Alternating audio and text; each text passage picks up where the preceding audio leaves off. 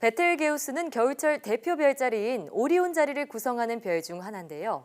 하지만 수명이 다해서 곧 죽게 될 운명에 처했기 때문에 많은 천문학자들의 관심을 한몸에 받고 있다고 합니다. 네, 오늘 별별 이야기 시간에는 연세대학교 은화진화연구센터 지웅배 연구원과 함께 베텔게우스에 대해서 알아보도록 하겠습니다. 네, 안녕하세요. 어서 오세요. 안녕하세요. 네, 저희가 지난 시간에 겨울철 별자리에 대한 얘기를 나누면서 특히 그중에 오리온 자리에 대한 얘기를 했는데 그중에 속한 1등성의 아주 밝은 붉은 별 베텔게우스에 대한 얘기를 나눠볼 텐데요. 어떤 별인가요?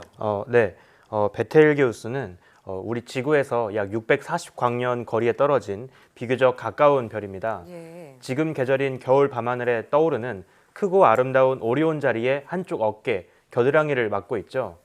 베텔게우스란 별의 이름이 꽤 아름답게 들리지만 사실 그 실제 단어의 뜻은 겨드랑이, 어깨라는 뜻입니다. 네. 그렇군요. 만약 우리나라에서 먼저 비슷한 관점으로 이 별에게 이름을 붙였다면 아마 겨별이라고 부르지 않았을까. 겨별이요? 네, 싶습니다. 네. 이 베텔게우스는 사실 아주 거대한 별인데요. 현재 이 별의 지름은 우리 태양의 800배나 됩니다. 와. 또한 처음 형성되던 때 우리 태양의 20배나 더 무거운 질량이 뭉쳐서 만들어진 것으로 추정됩니다. 네. 보통 별은 질량이 무거울수록 태울 수 있는 땔감의 양도 많아집니다. 하지만 그 땔감을 태울 수 있는 속도가 훨씬 더 빨라지기 때문에 질량이 무거울수록 그 수명은 더 짧아집니다. 네. 베텔게우스의 질량과 진화 양상을 볼 때 이 별의 수명은 약 700에서 800만 년 정도로 추정됩니다. 거의 100억 년의 수명을 갖고 사는 우리 태양과 비교하면 엄청난 짧은 생이라고 볼 수 있겠죠. 예. 이처럼 베텔게우스는 빠른 속도로 진화를 겪으면서 아주 크게 팽창하고 지름도 매우 크지만 표면의 온도가 미지근하게 내려가면서 많이 낮아졌기 때문에 지금은 붉은 빛을 띠는 적색 거성의 단계를 겪고 있습니다. 예. 그러니까 오리온 자리의 어깨 부분, 겨드랑이 부분을 차지하고 있는 베텔게우스를 천문학자들이 매년 겨울이 되면 특히나 주목하는 이유가 있다고 하던데요. 어떤 건가요? 네. 베텔게우스에게 천문학자들이 주목하는 이유는 바로 이 별이 장대한 죽음을 앞두고 있기 때문입니다. 예. 태양을 비롯한 우주의 모든 별은 태어나서 죽는 진화의 과정을 겪습니다. 그런데 질량이 그다지 무겁지 않은 별은 아주 느리게 핵융합 엔진을 소모해가며 죽어가기 때문에 진화 막바지 단계에서 맞이하는 죽음의 순간도 그렇게 다이나믹하지는 않습니다. 네. 이런 질량이 작은 별들의 외곽 가스 껍질을 우주 공간에 토해내고 남게 되는 잔해를 우리가 행성상 성운이라고 부르죠. 하지만 베텔게우스처럼 아주 무거운 별들은 훨씬 격렬한 죽음을 맞이합니다. 질량이 무거운 별들은 핵융합을 여러 단계에 걸쳐서 멈추었다가 재개했다가를 반복합니다. 네. 중심의 핵융합 엔진이 잠깐 소진되면 온도가 내려가면서 별의 중심부가 수축합니다. 다시 그 중심부 온도가 올라가면 중심부에 쌓여있던 핵융합 찌꺼기들이 다시 다음 단계 핵융합의 재료로 재활용되게 됩니다. 네. 질량이 무거운 베텔게우스와 같은 별들은 이러한 과정을 여러 번 반복해 끝내 중심에 아무리 수축해도 온도가 올라가지 못하는 아주 높은 밀도의 철이 뭉쳐있는 핵을 만들 때까지 진화를 진행합니다. 그렇군요. 이때가 되면 다시 핵융합이 멈추면서 중심부 핵이 더 수축하더라도 다음 단계 핵융합을 진행할 만큼의 높은 온도가 만들어질 수가 없습니다. 네, 그러면 그렇게 될 경우에 그러니까 핵융합 단계가 멈추게 되면은 그때 별이 죽음을 맞이한다 이렇게 볼 수 있는 건가요? 네, 그렇습니다. 그 결과 별의 외곽부터 중심부까지 순식간에 중심을 향해 붕괴하듯 빠르게 수축을 하게 되는데요. 네. 이때 중심부로 떨어지던 것의 그 반동으로 다시 빠른 속도로 외곽의 물질을 모두 튕겨냅니다.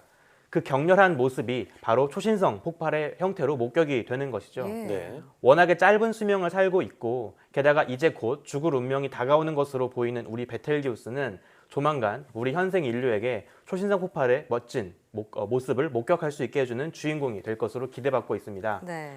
그래서 저를 비롯한 많은 천문학자들은 네. 매년 겨울이 오면 이 밤하늘에 떠있는 오리온 자리를 바라보면서 그 어깨에 자리한 베텔게우스가 올 겨울엔 멋진 역사적인 모습을 보여주기를 기대하고 있습니다. 올겨울이라고 말씀하셨지만 이 태양 지름의 800배나 되는 엄청난 별이잖아요. 네. 엄청난 크기 별이 더 폭발하면서 우리가 초신성 폭발을 목격하는 어떤 기회를 줄 수 있다 기대를 하셨는데 그럼 언제쯤으로 예상이 되고 있나요?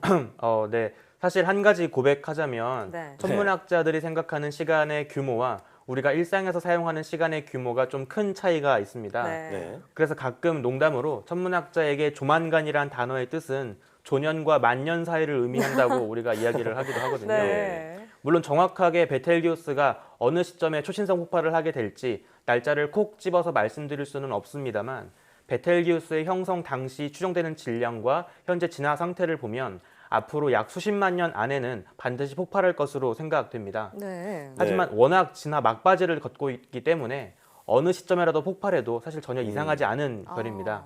당장 내일 터진다고 해도 이상하지 이상한 게 않은 아니거군요. 별인 거죠. 네, 근데 이 거리가 640광년이면 거기서 터져서 우리 지구로 눈에 들어오는데 640년이 걸린다는 얘기잖아요. 그래서 이미 폭발했을 수도 있다 이런 얘기도 있는데 어떤가요? 네. 한 가지 재미있는 천문학적인 상상력을 동원해 볼 수 있는데요. 네. 어쩌면 베텔기우스는 말씀하신 것처럼 이미 폭발하고 사라진 별일 수도 있습니다. 네. 다만 지구에서 베텔기우스까지 거리가 있다 보니까 폭발 순간의 섬광이 아직 그 빛이 지구로 날아오지 못했을 뿐인 거죠. 네. 만약 정말 이런 상황이라면 우린 여전히 밤하늘에서 베텔기우스가 생전에 남긴 잔상을 통해서 그 별을 보고 있지만 사실 그 별은 실제 우주에서는 사라지고 없는 별일 수도 있는 겁니다. 네.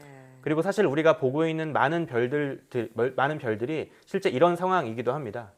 만약 베텔기우스가 정말 가까운 시일에 당장 내일 밤에라도 폭발하는 모습을 보인다면 우린 당연히 그 모습을 맨눈으로도 선명하게 목격할 수 있을 겁니다. 예. 베텔기우스는 지구에서 꽤 가까운 별에 속합니다. 따라서 이 육중한 별이 남긴 폭발의 모습은 지구에서도 아주 선명하게 보일 텐데요.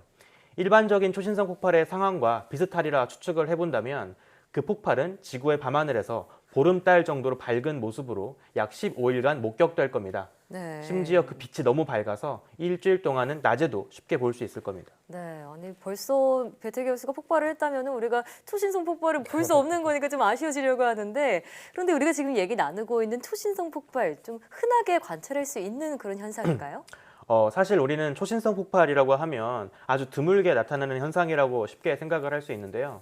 다들 살면서 직접 그런 멋진 모습을 본 적은 없으니까요. 하지만 생각보다 초신성 폭발은 꽤 흔하게 벌어지고 있습니다.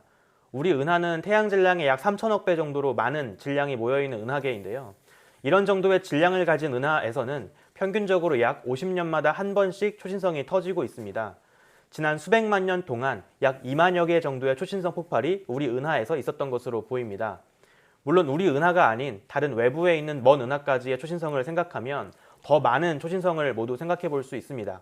하지만 외부 은하에서 터진 초신성은 그 거리가 너무 멀기 때문에 맨눈으로 우리가 관측하기에는 조금 힘들어집니다. 예. 미래 베텔게우스처럼 우리 은하 안에 있는 별이 초신성 폭발을 해 주어야 우리가 밤하늘에서 편하게 맨눈으로도 볼 수 있는 그런 멋진 우주쇼가 될 수 있겠죠. 네. 네. 그럼 우리 은하에서 이미 오래전부터 초신성 폭발이 있어 왔다면 역사 속에서도 기록으로 남아있지 않을까 하는 생각도 하게 되는데요. 어떤가요?